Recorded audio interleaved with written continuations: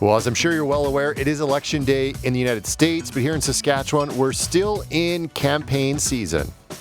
We are bombarded with global news. Sometimes we forget what's happening in our backyard. Well, we're going to talk about our backyard today. Municipal election day is a week from tomorrow. Billboards and signs dot neighborhoods and major intersections, and you might be exhausted from last month's provincial election. I know one of us is. But today on Blue Sky, we're going to give you the scoop on the civic campaigns in Regina and Saskatoon. From some folks covering the election, we'll hear about the role third-party advertisers are playing in civic elections.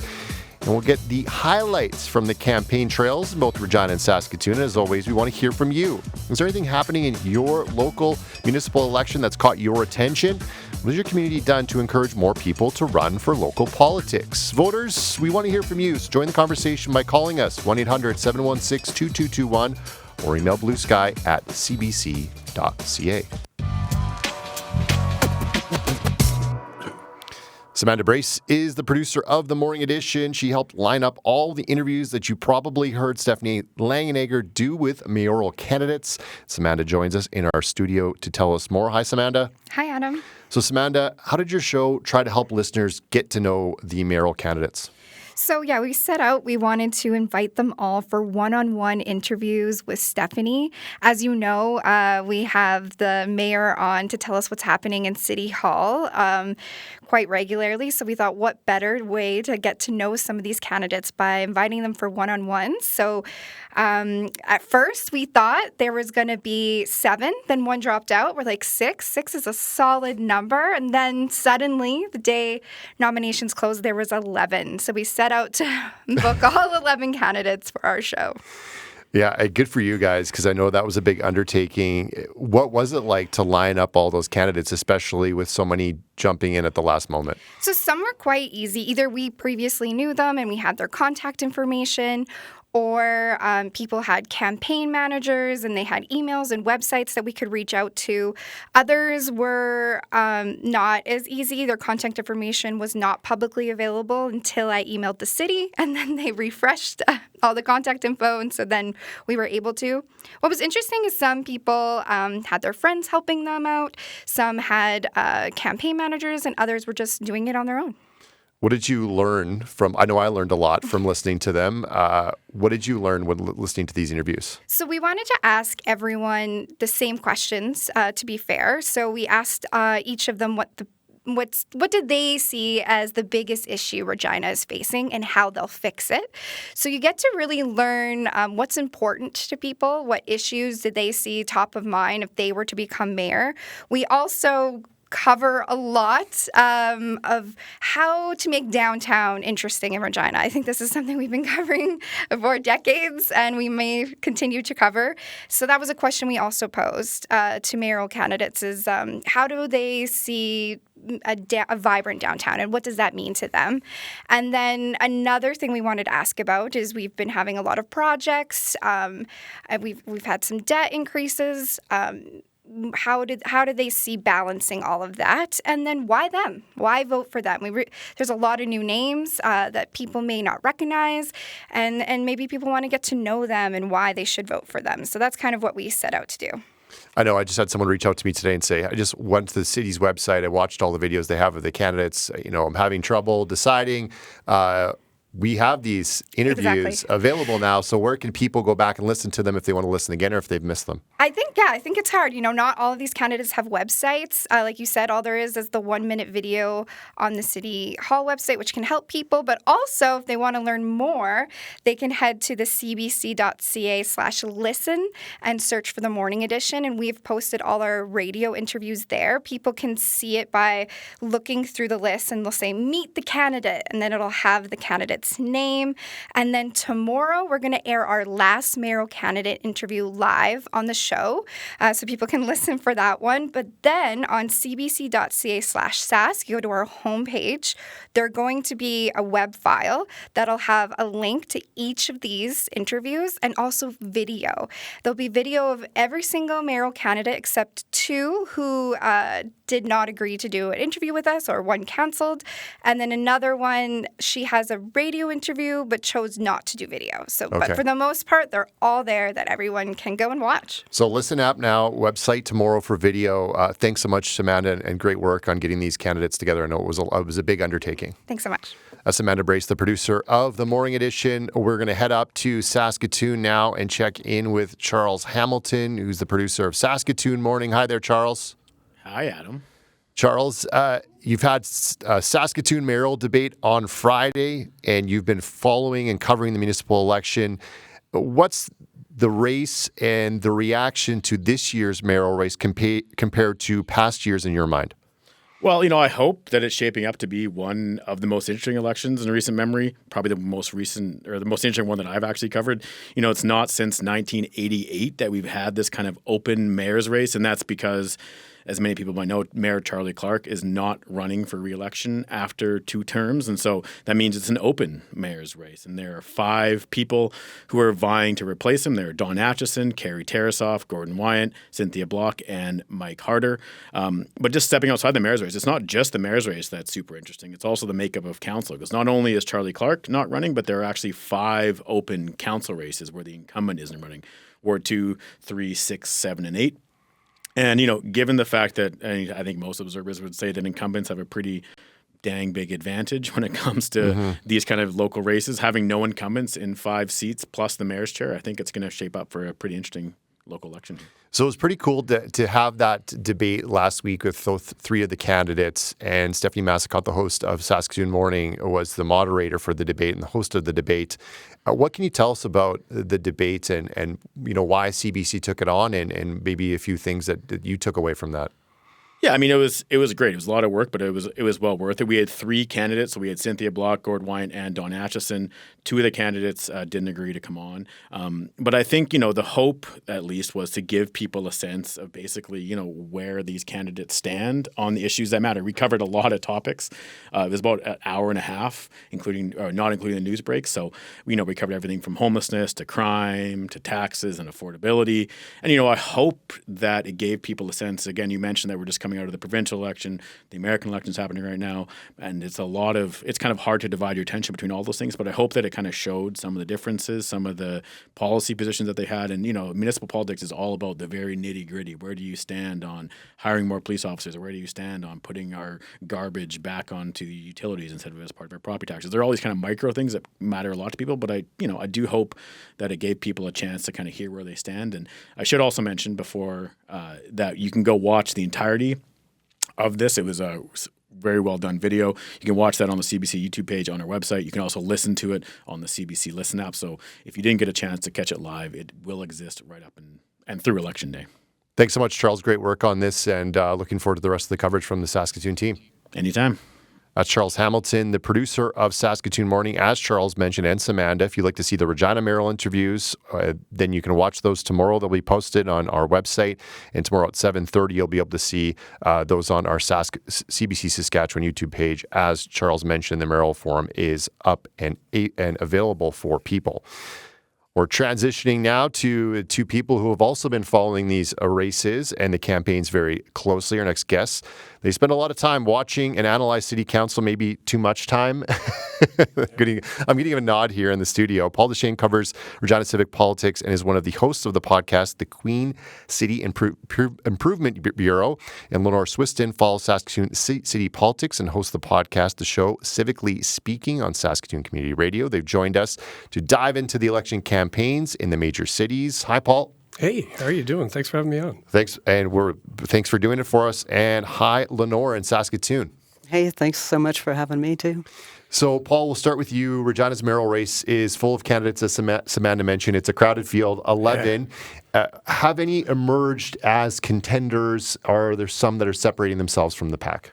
Yeah, I think for sure. We've got the incumbent, Sandra Masters, of course. I think she's a viable candidate.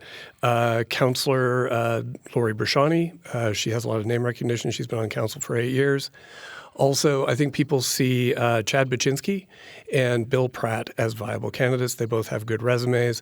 They've spoken well at forums and stuff. And so, and I know that there's like a lot of buzz about them online. So, Paul, we also heard from Charles a bit about some of the issues that are front and center, things that were talked about, and Samantha gave a little bit of a taste of, things like debt and major projects, taxation. What is standing out after watching these forums and watching the debates as the major issues that these candidates, the majority of them or the front runners are really latching onto? Yeah.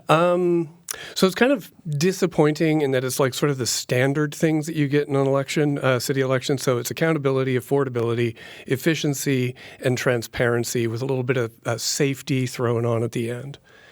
And so, is it one of those things where I see a lot of buzzwords? Mm-hmm. I'm a city dweller here, and so I get the campaign literature. I see the billboards, and it's like no more politics, or we're going to do it differently. Affordability.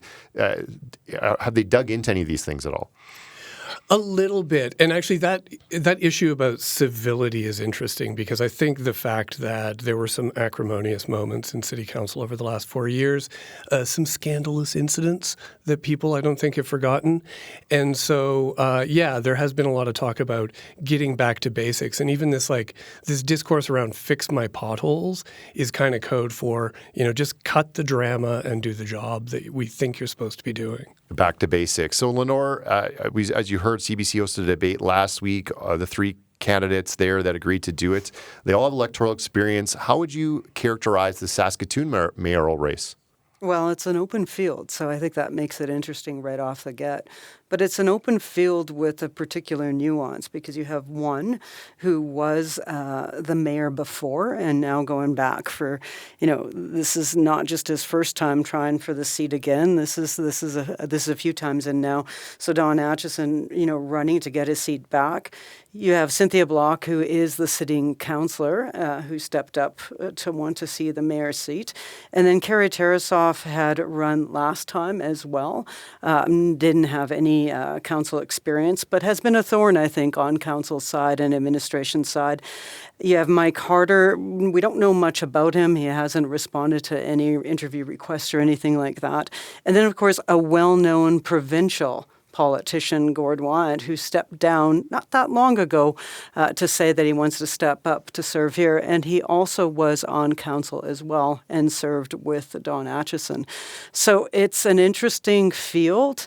In the debates that have been held up here, and I listened to the CBC one, and thanks for doing that. I know we did some community debates up here and forums and that. And, it's kind of a case of the guys and then Cynthia Block. And Cynthia Block kind of on the defense to the current city council, and the other candidates really kind of going at her, and speaking to things like safety and homelessness and housing, and the downtown comes up, particularly with the arena and that whole file that's there, and a little bit about transit, the transit and transportation, and then the back to basics is what the opposition is. So it's an interesting thing. So it's kind of the one who is, and then the ones who want. And I think there's a lot of similarities just hearing from both of you about the back to basics, these mega projects. What stands out to you as far as the hot button issue? Is it the arena? Is it sort of, as you said, the person that's on council that's running for mayor is kind of being targeted by the other candidates? What stands out?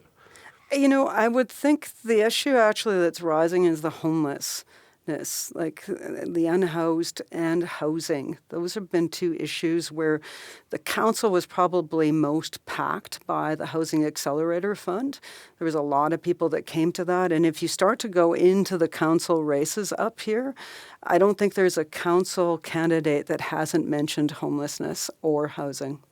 Let's talk about council. I'm going to start with you, Lenore, because you mentioned it. What is that race like? Charles mentioned, I think there's 5 openings on council, and incumbents not running. What's been the major focus there from those candidates? Are any themes emerging other than homelessness? Well, I think the other theme is just getting kind of an anxiety around that the taxes have been increasing, that where there's a lot of expenses out there, and that whole affordability issue. And so you have a lot of candidates that are saying, I want to go in there because I have questions. I have questions about this. I want some answers. I think I can speak up for people that are in my ward, and I want to make a difference. So, tip of the hat to anybody who steps up. I mean, of the races there's Troy Davies and Randy Downhour, respectively, in wards 4 and 5 that probably are fairly safe in their seats. But the other open ones, of which there are 5 of them, there are some probably favorites in there, but 2 other things of note is Ward 9 and 10. They are acclamations by Zach Jeffries and Bev Dubois. And those are the outlier, more of the suburban areas. And it'll be very interesting because typically if they're acclaimed, and Charles and I were talking in another forum about this with Phil Tank, is that will those people where the councillors have been acclaimed come out to vote for a mayor? Maybe, because there isn't one already that's in there, so it's an open field. Maybe not so much. So it could affect voter turnout. Paul, let's get into council here in Regina, and I know there's all sorts of talk, and we can get into sort of these third-party groups that are emerging here in Regina. But what are your takeaways from the council race if we separate it from the mayoral race? Couple of things. So we have, including the mayoral 11, we have like 63 candidates. So that's like we're averaging about 5 candidates per ward running. That's unprecedented. We don't have a lot of incumbents. We have 6 open wards. And this pool, the Indoor Aquatic Center, has become this like flashpoint for, community anger. And a lot of candidates are pointing to this as, like emblematic of the overspending and the focus on mega projects that council has sort of like drifted into. So a lot of people are sort of defining themselves in opposition to that pool. And then we also know that there are these groups, these shadowy organizations, Advanced Regina and Common Sense Regina. Advanced Regina has kind of been explicit about their desire to kibosh this pool project because, it came in so far over budget. We want to hear from you, listeners. Send us an email. It's at bluesky@cbc.ca or call us 1-800-716-2221. Anything catch your ear in our conversation with Paul and Lenore, Charles and Samantha? We're talking municipal election politics. What are the big issues for you? Is it taxation? Is it in Saskatoon? Homelessness? Are we talking about mega projects like the arena in Saskatoon or the aquatic center in Regina? Have you watched the mayoral debates and what were your takeaways? Let us know. We'd love to hear from you. So give us a call or email us. We're talking with Lenore Swiston and Paul Deschênes, who follow civic politics in Regina and Saskatoon, respectively. Paul, I want to ask you, you mentioned that unprecedented number of candidates. And we had one person who dropped out of the race, and they had later admitted, I didn't realize how much work it was to be mayor. And so there's been criticism of council. I think it's fair criticism that maybe they're not aware when people get elected of how council works, how administration works, the process, and it's kind of a learn on the job. Do you think there needs to be some sort of barrier to running for these jobs? Is it sort of up to people to know? Are we attracting the right folks to these positions? You've covered it. What are your thoughts? Oof, I'm a little bit torn on this because I do think, I take council very, very seriously. I enjoy watching it, and the decisions they make are significant. So yeah, I do appreciate when you get somebody who's done the reading who runs for council or mayor, and often that isn't the case. Often they're coming in pretty much cold and don't actually have any sort of deep understanding of the lore. But at the same time, one thing that we're seeing is we have the most multicultural, I think, campaign for council ever. So we have, when you look at the, where everybody's from, it's such a wide spectrum. And I know that, at the end of the day, council usually ends up being just a bunch of different shades of beige. But when I look at the list of people who are running, that's the Regina that I see. So not having those barriers, I think, makes it a more open process so that people from a whole bunch of different communities can come out and put their issues on the table.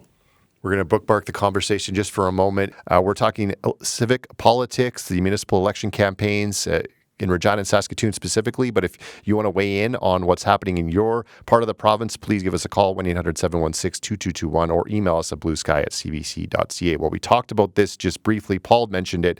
And earlier this year, we heard about an anonymous group developing a platform for Regina's municipal election. It was called Advanced Regina. Its social media accounts are targeting what it calls radical left-wing councillors, funded by unions and pushing ideological policies. Now there's another group. It's called Common Sense Regina. You might have seen its billboards and petition. It's calling for City Hall to go back to basics and focus solely on core services. Peter McCaffrey is the spokesperson for the group. He spoke to the CBC's Jeff Leo. There's a network of organizations, but they're not directly connected. It's a connected network. So there's a provincial group in BC, Alberta, Saskatchewan, and Manitoba. And then there's 14 municipal groups across Western Canada. And what are these groups? The municipal groups is a network called Common Sense Cities. So there's 14 cities, 14 local advocacy groups across Western Canada. Think of them kind of equivalent as like chapters of like unions or chapters of organizations, each with their own kind of like local focus on local issues, but then they're networked together to share resources and administrative costs and website and things like that. Who are the local people? They don't want to be named because of their work, but Can you name anybody from Saskatchewan who's involved in the organization? not without checking with them first, but we have about 2,000 supporters on our supporter list and a series of volunteers and activists and donors and things like that. And how did you develop the 2,000, the list of 2,000 people? So there's a petition on the website which has over 1,000 signatures already, trying to get people back to basics, and then people can also just go on the website and sign up to the email newsletter and things like that. How many chapters do you have in Saskatchewan? In Saskatchewan is the provincial chapter, and then a Saskatoon and a Regina chapter. Got it. Okay. And so how many people are involved in the Regina chapter? Probably half a dozen or so. Again, I'm not going to get into specifics of names because I haven't. But all of them are anonymous. Yes. Okay. And all of your Saskatchewan people are anonymous too? The Saskatchewan organization, they're all anonymous. And all of your Saskatoon people, they're anonymous too? Yes. And why is that? Well, unfortunately, I think we live in an era where if you go public with political views, you open yourself up to being attacked and denigrated, and particularly depending on your line of work, that can be very problematic as well. As you can see from the billboards, what we're really wanting is to have a more common sense mayor and council after the election. We're not endorsing anyone in particular. We're not promoting any particular candidates. We just really want to get people thinking about what is the job of a municipal government, what do they want their municipal government to do, and thinking about those issues when they go to vote. And I think there's been a lot of distraction and a lot of work done on things that aren't really the job of municipal government in the last 4 years. So what is common sense? What do you mean by that? Well, this is the tricky thing, because you would like to think that it would be common sense what common sense is. And I feel like it did used to be that what everybody used to kind of agree was the job of a municipality, the basics, looking after streets and transit and snow plowing and potholes and garbage and parks and all the really basic stuff. Public safety would be another obvious one instead. But instead, municipalities, including Regina, and we see this across Western Canada for the wider network, are increasingly getting distracted by all sorts of other things that are really not their job, whether that be land investments or tourism initiatives or things that really aren't public goods, that aren't the job of the government. So competing with private businesses in different areas, and using taxpayers' money to do that instead of focusing on the things that the people actually want. And okay, so what's an example of a not common sense thing that Bob Hawkins did? well, I think that the issues that we've seen around Real, I think all of this mess that's happened with the library, it's really been a complete mess the last few years. There's been a lot of distractions at City Hall that really aren't the key focus of municipal government. And I really think that people just want to get back to all those basic things that I mentioned that they expect from their municipal government. That was Peter McCaffrey, who's a spokesperson for Common Sense Regina. He was speaking to our Jeff Leo. You heard Bob Hawkins' name drop there by Jeff Leo. He's running again in Ward 2, a longtime Regina councillor. He is a target on one of those billboards that says, "Tired of this experience, Regina?" Here's Bob Hawkins. We don't know who they are, so we're still shrouded in anonymity. He's made a number of claims about Regina, which are clearly wrong. So I'm disappointed by this. I think this is not something that's kind of negative advertising that I think that people in Regina, in their municipal politics, want to see. In my experience in Regina, in municipal politics, I've never seen, and I know of no other situation in which an out-of-province organization hiding in the shadows purports to interfere in a Regina municipal election. It's an organization that's not bound by the disclosure rules, by the expenditure rules that govern municipal candidates. I think they're taking advantage of the public in Regina by giving information that they haven't fact-checked that is just not correct. I think there's nothing common sense about their approach to politics. You know, in council, every meeting, we receive delegations and receive petitions from Regina residents that are prepared to put their names and show their face on the positions that they're taking. That facilitates debate. But what is happening here, this kind of secrecy, this being shrouded in the shadows, that doesn't permit political debate, doesn't permit fact-checking, doesn't avoid exaggeration. It's nonsense, not common sense, to say that not one or two or three people from Regina purportedly in this organization will come forward. It also lacks courage. Now, Bob Hawkins is running again for Regina City Councillor. Hawkins, along with Sandra Masters and Jason Machinelli, are targeted by a billboard from a group called Common Sense Regina, and all three are running for re-election. We're going to get our guests' thoughts on those third-party groups in just a moment. We have a couple of callers who want to talk about it. So, Robert in Saskatoon, you're on the line. Go ahead.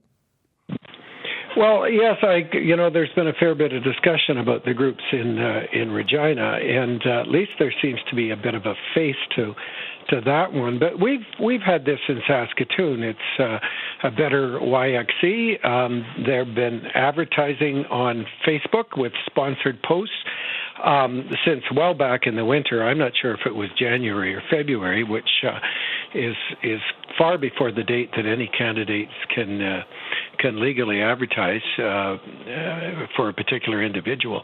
I just have never seen anything like it either. Nobody seems to know where the money comes from. If you donate to a civic campaign, I think the limit is at $99. If it's more than that, then your name has to be listed. But this group manages to do all kinds of advertising.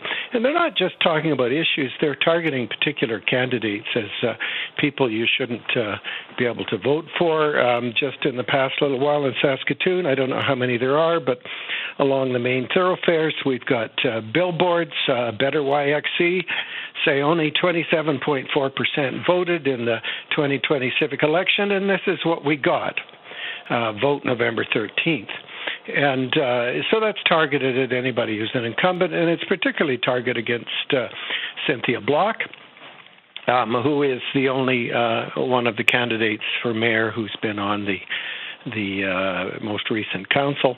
The reports that have come off CBC point this group very much in the hands of Gordon Wyant, who I understand his current campaign manager was affiliated and now says, well, she's not affiliated with this group. Sask Party interests, if the Sask Party wants to take over the city council in Saskatoon, then maybe they should run under that name as opposed to trying to come in the back door and fool people with what they're doing.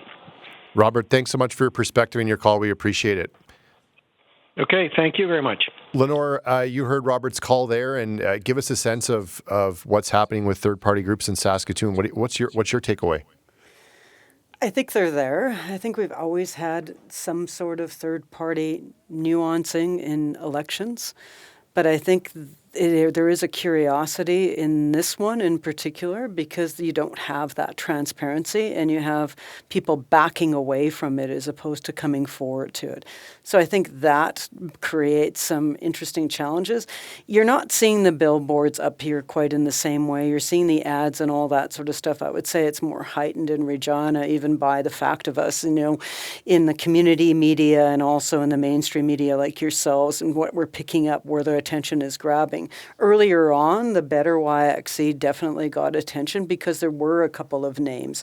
Former council member Miles Height was associated with it, and as mentioned, campaign manager of one of the current candidates, Gord Wyant. And so I think that kind of brings about some what's going on here. And again, I think it's a matter of people are looking for information, and just like you're seeing in the States and elsewhere, it's like these are places where if you've got some money and some resources, you can put information out there. Now, here's where it gets really important is us that are voters. We've got to do our homework, and it's really important to do the homework. What's the source on these sites? Like, who's actually behind it? If there's nobody behind it, what's that telling us?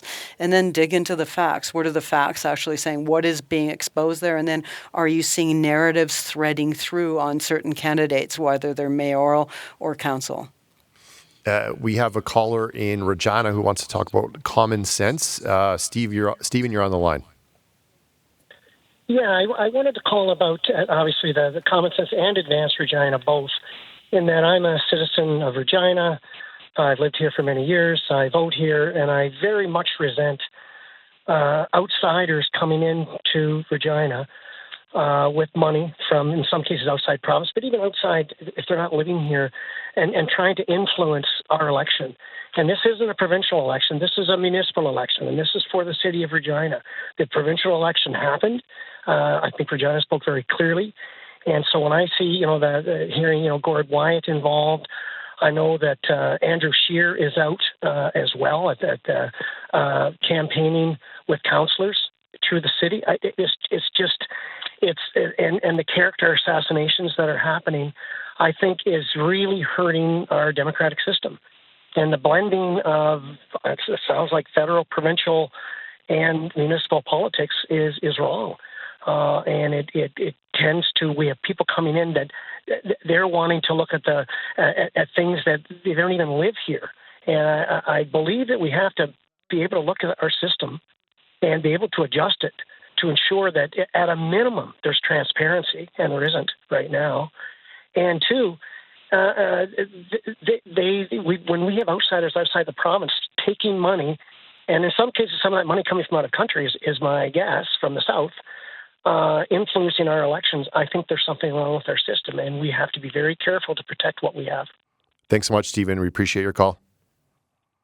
Thank you. Bye. We have an email here from Harwood who, on this same topic. Harwood says, "How is this transparent? Where is this democratic? If people speak to other people to change their thinking, then put your name on it.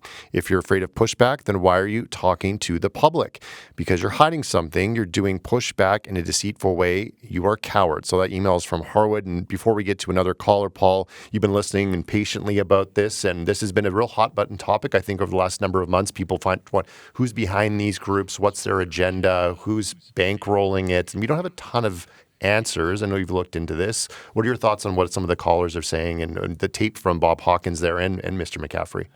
I kind of wrote these guys off at the beginning because I don't want to discount how effective they are, because I think they've done a good job of sort of motivating the grumpy online Facebook grandpa demographic. But a lot of what they're doing is kind of bad. Like, it's kind of shabby. And it's funny to hear the common sense people talking about how they want to get people to think about city council, when what they're doing has so little context, so little nuance. And it's just kind of like a knee jerk against what was last in the news, right? So, but at the same time, yeah, I think it is it's finding some purchase online. It's finding some purchase with some people. But yeah, and I'm more philosophical that Regina voters and Saskatoon voters are smarter than this, and that they're not going to be suckered by these simple-minded ploys to their pocketbook. But I guess we're going to find out in a week, right? Yeah, and they say, a lot of times it's sort of that eyeball, that you're battling for the eyeball when it comes to municipal politics, because there is a low turnout. We're coming off the heels of a provincial election, or heading to a federal election at some point, probably in the next year. So there is that kind of, battle for name recognition, billboards, things like that. We have Ron and Regina on the line. Ron, what's top of mind for you when you're thinking about the municipal election? Well, everybody's talking about homelessness and having to shelter the homeless, and I'm not against that. But what's the end game with regard to homelessness? Where are we going to be next year? Wanting to build another shelter because the one we built this year isn't big enough? Like, I don't hear enough about what kind of pressure we're putting on our federal government, especially, to stem the flow of drugs into our country and into our communities, and to get tough on crime. Because in my estimation, those are the two biggest problems that are facing our society today. We've got a drug problem, and we've got a federal government that isn't tough enough on crime. You want to do drugs, you want to push drugs, you go to jail, and you stay there. Ron, thanks for weighing in on this topic today. We appreciate your call. Thank you.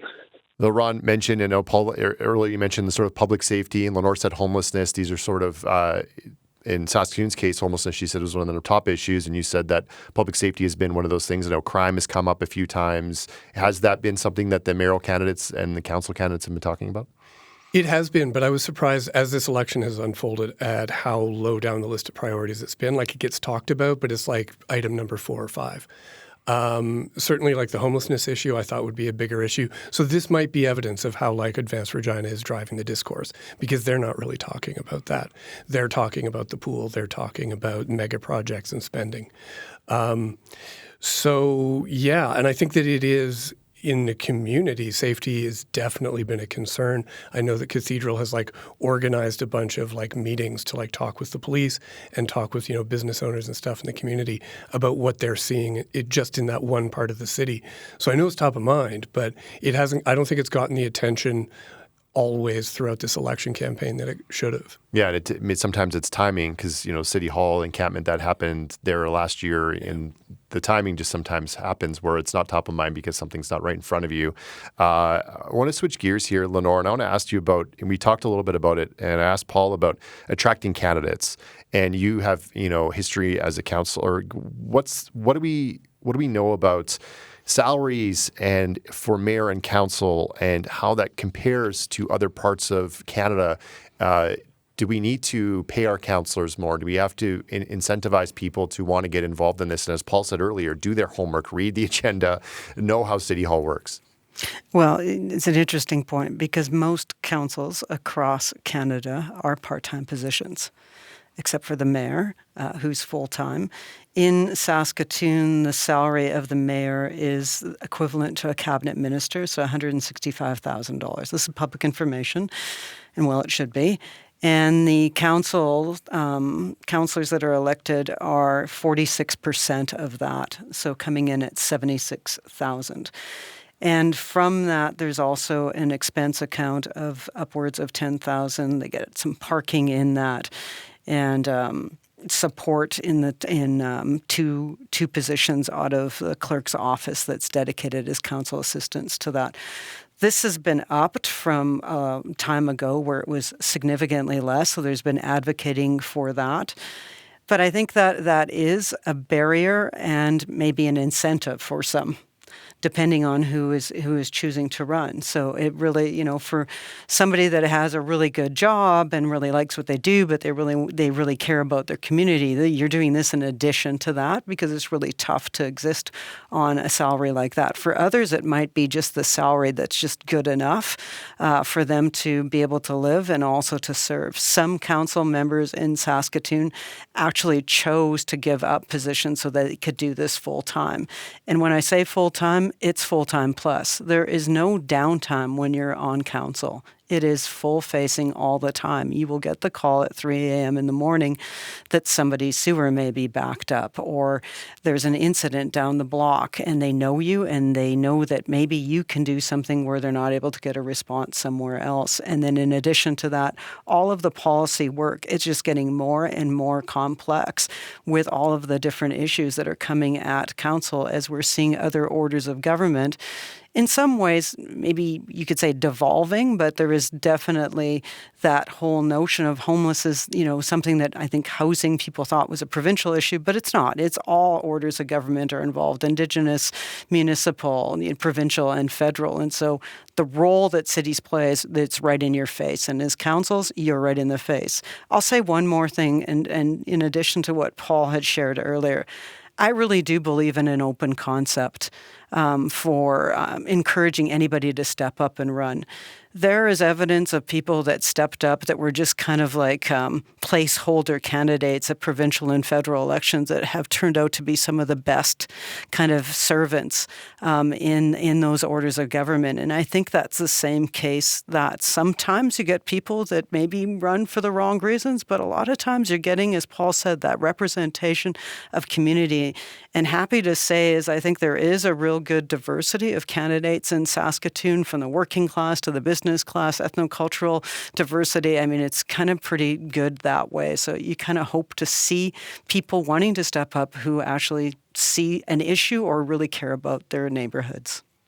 And just to put a bow on what you said there with salaries, Lenore, in Regina, paid to city councillors, it's $53,000 to $60,000, varying depending on what they are, their stipends for various boards and serving as deputy mayor. So it's not quite up to the Saskatoon level, but in that range. Paul, we know there's a huge mayoral field. You mentioned all the candidates that are running for city council.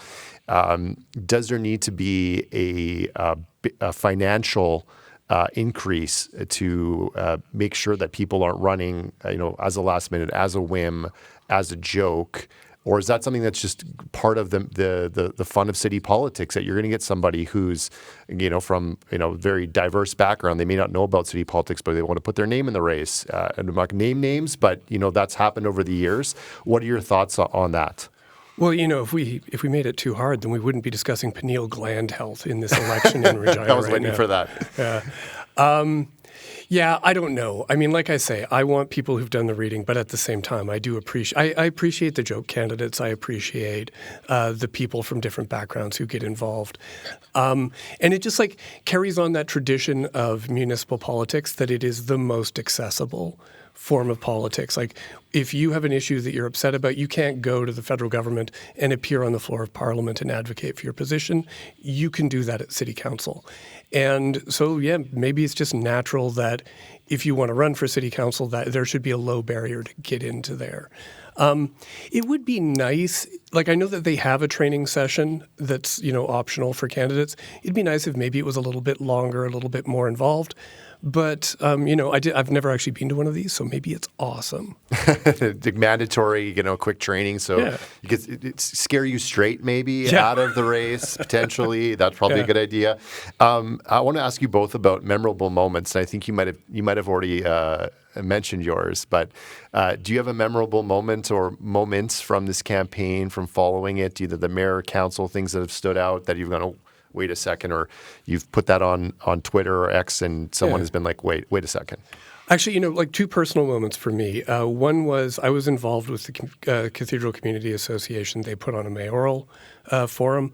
So I got to meet all of the candidates, in a more unguarded situation. And, just running into these people and chatting with them in a very friendly environment is nice. And I always appreciate that. And it was a really enjoyable event. The other one was, you referenced this earlier, on the Queen City Improvement Bureau, we interviewed Brendan Nabtosway, who was one of the first people to put his name forward and the first to drop out. And he just basically said, look, I started to realize how much work it is to be a mayoral candidate. I can't imagine how much work it is to be the mayor. And that, he wasn't ready to take that on, and he needed, to go off and get more life experience before he tried something like that, maybe run for council next time.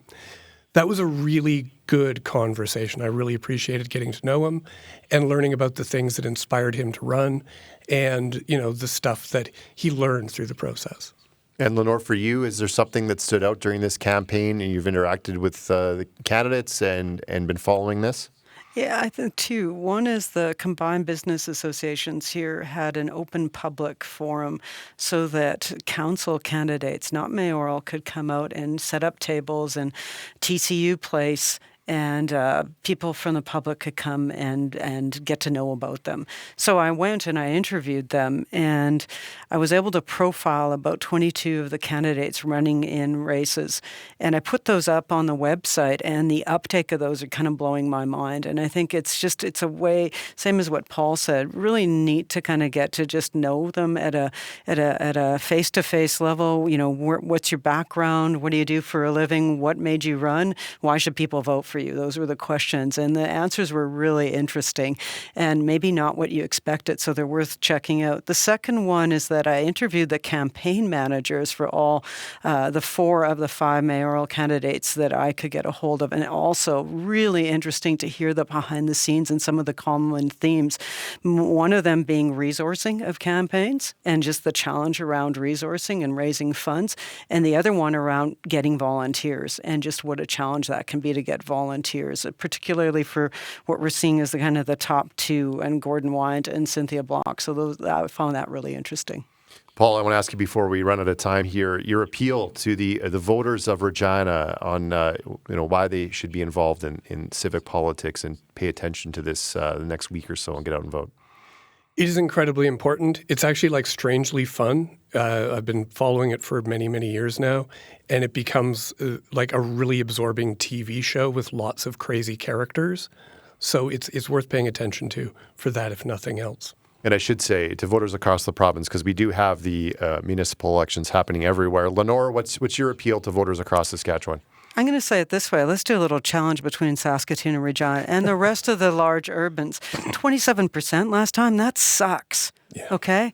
We can do better. We can all do better. I mean, at the very least, let's try to get it over that 50%. Wouldn't that be amazing if we could get over 50% of the vote to show that we have that much interest in community? If you care about your community, exercise those democratic muscles. Get out there.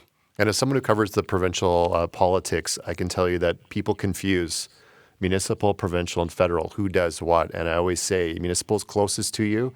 Get to know your councillor, get to know the mayor, those issues, because it's really important, and you'll be surprised at just the impact of, what they do in council. I know Lenore and Paul, you do such a great job of covering it. So thank you both for joining us today. Cheers. Thanks a lot. Thank you so much. That's Paul Deschênes, covers Regina civic politics and is one of the hosts of the Queen City Improvement Bureau. Lenore Swiston follows Saskatoon city politics and hosts the podcast Civically Speaking on Saskatoon Community Radio, and they were our guests today. Thank you for your emails and calls and a great discussion with our guests. Tomorrow, there's a little election happening today. You may have heard on the next Blue Sky. We'll have a reaction to the U.S. election, and we'll talk to Americans living in Saskatchewan and a Saskatchewan man living near D.C. What does a Trump or Harris presidency mean for life here in Saskatchewan? That conversation tomorrow between 12 and 1 on Blue Sky. I'm sure a lot of you will be itching to get your emails, your takes, your phone calls into us. So we are looking forward to that. And next week, we can tell you that our municipal elections results show is next Wednesday. You can watch online on our website or YouTube starting at 8 p.m. And I just got the news that I'm covering the municipal election, guys. So I'll be out and about. I may run into Paul here in Regina, so I got to brush up and do my homework. I was all into the provincial campaign, so it's time for my municipal election brain to switch over. I'm looking forward to that. It should be exciting. So we'll have that on CBC here. Watch all of our coverage of those municipal campaigns, and I'll be back with you tomorrow at 12 on Blue Sky.